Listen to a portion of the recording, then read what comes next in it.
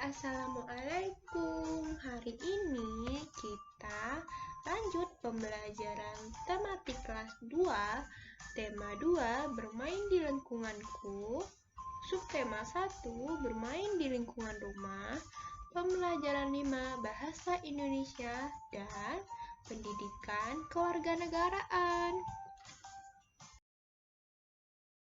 Bacalah teks percakapan berikut. Nah, di sini ada teks percakapan antara perahu dan balon.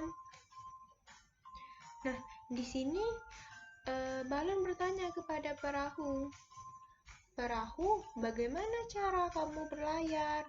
tanya si balon. Lalu dijawab perahu, "Dengan bantuan angin, balon." Lalu ditanya dan dijawab lagi oleh si balon dengan kebingungan. "Angin? Apa itu angin?" tanya si balon. "Angin itu udara yang bergerak. Kalau kamu, mengapa bisa menggelembung?" jawab dan tanya si perahu. Lalu dijawab oleh balon, "Karena di dalam perutku juga ada udara perahu. Ketika udara itu ditiupkan, aku dapat menggelembung."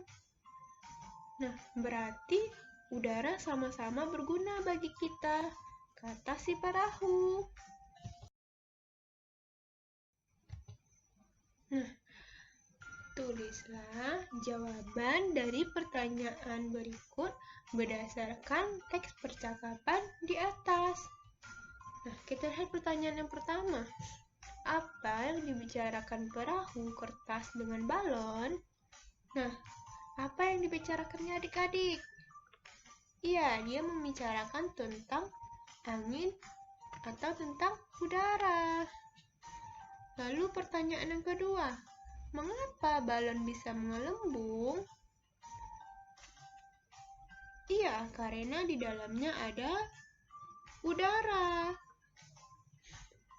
Lalu pertanyaan ketiga, mengapa perahu kertas bisa berlayar jika diapungkan?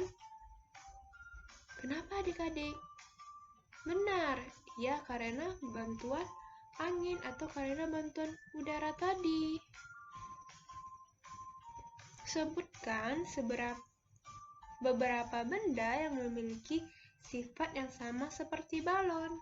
Nah, sifat yang sama seperti balon berarti balon itu jika ditiup dia akan menggelembung. Nah, kira-kira apa ya contoh bendanya adik-adik? Iya, contohnya seperti ban mobil atau ban sepeda motor yang dipompa dengan angin.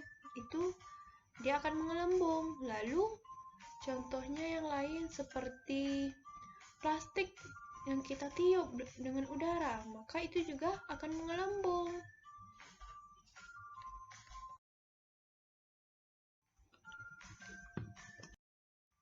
Nah, di sini ada bacaan meniup balon. Balon terbuat dari bahan karet. Karet bersifat lentur dan elastis. Saat kita meniup balon, udara masuk ke dalam balon. Balon yang kita tiup akan menggelembung. Udara akan menekan balon ke segala arah. Udara dalam balon akan menyesuaikan dengan bentuk balon. Nah, begitu juga dengan kantong plastik. Artinya, bentuk udara mengikuti bentuk wadah atau bentuk tempatnya.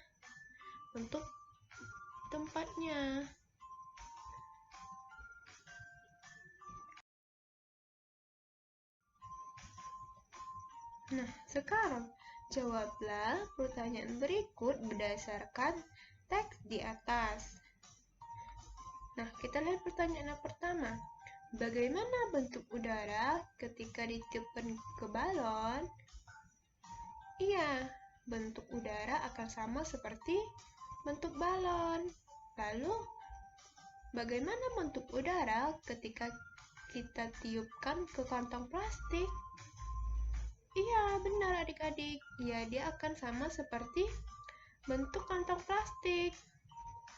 Lalu pertanyaan ketiga, apakah sama bentuk udara ketika ditiupkan ke balon dan kantong plastik? Nah, kira-kira apakah sama atau berbeda adik-adik? Iya, bentuk udaranya itu berbeda. Dan pertanyaan yang keempat, bagaimana menurutmu sifat udara? Ya, tadi pada bacaan sebelumnya, sifat udara itu adalah sifatnya mengikuti bentuk wadah atau bentuk tempatnya. Jadi ketika kita masukkan ke dalam balon, maka akan berbentuk balon. Lalu ketika kita tiupkan ke kantong plastik, maka akan berbentuk kantong plastik karena sifat udara itu mengikuti bentuk wadah atau tempatnya. Ayo membaca. Bermain ada aturannya. Setiap aturan permainan harus dipatuhi. Ketika bermain, tidak boleh curang. Aturan tidak hanya ada dalam permainan saja. Di rumahku juga ada beberapa peraturan. Teman-teman mau tahu kata Udin, kata Benny. Peraturan itu tidak hanya ada dalam permainan saja adik-adik, tetapi ada juga di rumah. Nah, mungkin adik-adik juga mempunyai aturan di rumahnya masing-masing. Di sini ada contoh aturan di rumah Benny. Yang pertama, bangun pagi pukul 5. Setelah bangun, merapikan tempat tidur. Selalu minta izin bila berpergian. Dalam bermain, tidak boleh lupa waktu. Setelah makan, membersihkan meja dan mencuci piring. Lalu, sore hari, membantu pekerjaan orang tua. Pukul 19, belajar dengan rajin. Pukul 20, tidur. Nah, itu adalah contoh aturan di rumah Benny. Nah, adik-adik dapat menuliskan contoh aturan di rumah adik-adik masing-masing. Selanjutnya, berilah tanda centang pada kolom yang sesuai. Nah, di sini ada kegiatannya adik-adik. Apakah kegiatan ini perlu dilakukan atau tidak boleh dilakukan? Kita lihat yang pertama terlebih dahulu. Yang pertama ada menonton sampai larut malam. Apakah itu perlu dilakukan atau tidak boleh dilakukan adik-adik? Iya, itu tidak boleh dilakukan karena itu akan membuat kita nanti terlambat ke sekolah karena bangun kesiangan. Nah, selanjutnya pertanyaan yang kedua, membantu ayah dan ibu. Apakah itu perlu dilakukan? Iya, itu sangat perlu dilakukan untuk membantu kedua orang tua kita. Nah, lalu pertanyaan yang ketiga, mengerjakan PR. Benar, itu juga perlu dilakukan. Selanjutnya, bermain dengan curang. Nah, apakah ini perlu dilakukan atau tidak boleh dilakukan adik-adik?